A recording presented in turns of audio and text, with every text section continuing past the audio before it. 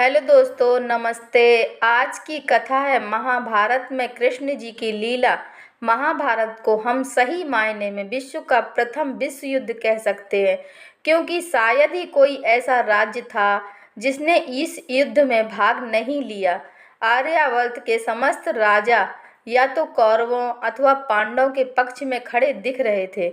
श्री बलराम और रुक्मिणी ये ही दो ऐसे व्यक्ति थे जिन्होंने इस युद्ध में भाग नहीं लिया।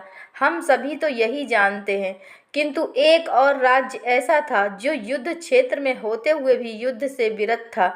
वह था दक्षिण के उडुपी का राज्य।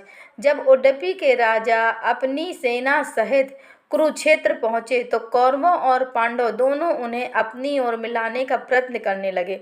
उडुपी के राजा अत्यंत दूरदर्शी थे। उन्होंने श्री कृष्ण से कहा, हे माधव, दोनों ओर से जिसे भी देखो युद्ध के लिए लालायित दिखता है, किंतु क्या किसी ने सोचा है कि दोनों ओर से उपस्थित इतनी विशाल सेना के भोजन का प्रबंध कैसे होगा।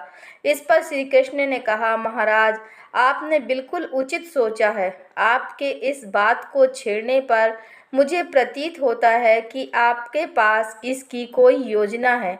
अगर ऐसा है तो कृपया बताएं। इस पर उडुपी के राजा नरेश ने कहा, हे वासुदेव, ये सत्य है, भाइयों के बीच हो रहे इस युद्ध को मैं उचित नहीं मानता। इसी कारण इस युद्ध में भाग लेने की इच्छा मुझे नहीं है, किंतु ये युद्ध अब टाला नहीं जा सकता।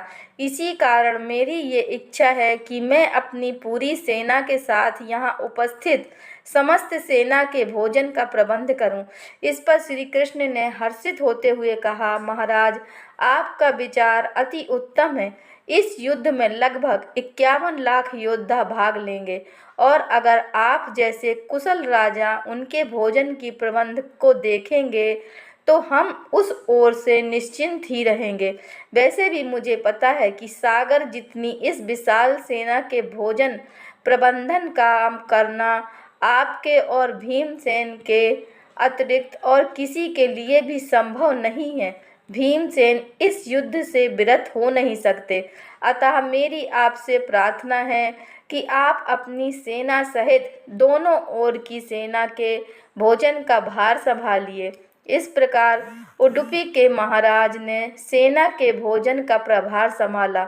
पहले दिन उन्होंने उपस्थित सभी योद्धाओं के लिए भोजन का प्रबंध किया। उनकी कुशलता ऐसी थी कि दिन के अंत तक एक दाना अन्न का भी बर्बाद नहीं होता था। जैसे जैसे दिन बीतते गए योद्धाओं की संख्या भी कम होती गई। दोनों ओर के योद्धा ये देखकर आश्चर्यचकित रह जाते थे कि हर दिन के अंत तक उडुपी नरेश केवल उतने ही लोगों का भोजन बनवाते थे जितने वास्तव में उपस्थित रहते थे। किसी को समझ नहीं आ रहा था कि आखिर उन्हें ये कैसे पता चल जाता है कि आज कितने योद्धा मृत्यु को प्राप्त होंगे, ताकि उस आधार पर वे भोजन की व्यवस्था करवा सकें। इतनी विशाल सेना के भोजन का प्रबंध करना अपने आप में ही एक आश्चर्य था, और उस पर भी इस प्रकार की अन्न का एक दाना भी बर्बाद ना हो, ये तो किसी चमत्कार से कम नहीं था। अंततः युद्ध समाप्त हुआ और पांडवों की जीत हुई। अपने राज्याभिषेक के दिन आखिरकार युधिष्ठिर से रहा नहीं गया और उन्होंने उडुपी नरेश से पूछ ही लिया कि हे महाराज, समस्त देशों के राजा हमारी प्रशंसा कर रहे हैं कि किस प्रकार हमने कम सेना होते हुए भी उस सेना को परास्त कर दिया जिसका नेतृत्व पितामह भीष्म, गुरु द्रोण और हमारे ज्येष्ठ भ्राता कर्ण जैसे महारथी कर रहे थे। किंतु मुझे लगता है कि हम सबसे अधिक प्रशंसा के पात्र आप हैं, जिन्होंने न केवल इतनी विशाल सेना के लिए भोजन का प्रबंध किया, अपितु ऐसा प्रबंध किया कि एक दाना भी अन्न का व्यर्थ ना हो पाया। मैं आपकी इस कुशलता का रहस्य जानना चाहता हूँ। इस पर उडुपी नरेश ने हंसते हुए कहा, सम्राट, आपने जो इस युद्ध में विजय पाई है उसका श्रेय किसे देंगे।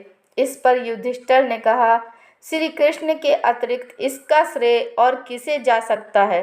अगर वे न होते तो कौरवों सेना को परास्त करना असंभव था। तब उडुपी नरेश ने कहा, हे महाराज, आप जिसे मेरा चमत्कार कह रहे हैं वो भी श्री कृष्ण का ही प्रताप है। ऐसा सुनकर वहां उपस्थित सभी लोग आश्चर्यचकित हो गए। तब उडुपी नरेश ने कहा, इस रहस्य पर से पर्दा उठाया और कहा, हे महाराज, श्री कृष्ण प्रतिदिन रात्रि में मूंगफली खाते थे। मैं प्रतिदिन उनके शिविर में गिनकर मूंगफली रखता था और उनके खाने के पश्चात गिनकर देखता था कि उन्होंने कितनी मूंगफली खाई हैं।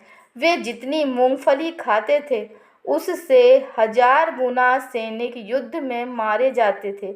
अर्थात अगर वे 10 मूंगफली खाते थे तो मैं समझ जाता था कि अगले दिन 10,000 योद्धा युद्ध में मारे जाएंगे, और अगर वे 20 मूंगफली खाते थे तो अगले दिन युद्ध में 20,000 योद्धा मारे जाते थे।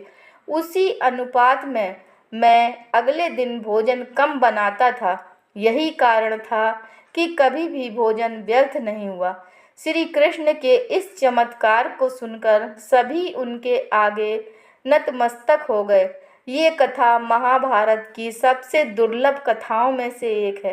कर्नाटक के उडुपी जिले में स्थित कृष्ण मठ में ये कथा हमेशा सुनाई जाती है। ऐसा माना जाता है कि इस मठ की स्थापना उडुपी के सम्राट द्वारा ही करवाई गई थी, जिसे बाद में श्री माधवाचार्य जी ने आगे बढ़ाया। दोस्तों, अगर यह कहानी आपको पसंद आई है तो कृपया लाइक कीजिए, शेयर कीजिए और चैनल पर नए हैं तो कृपया चैनल को सब्सक्राइब कीजिए। धन्यवाद।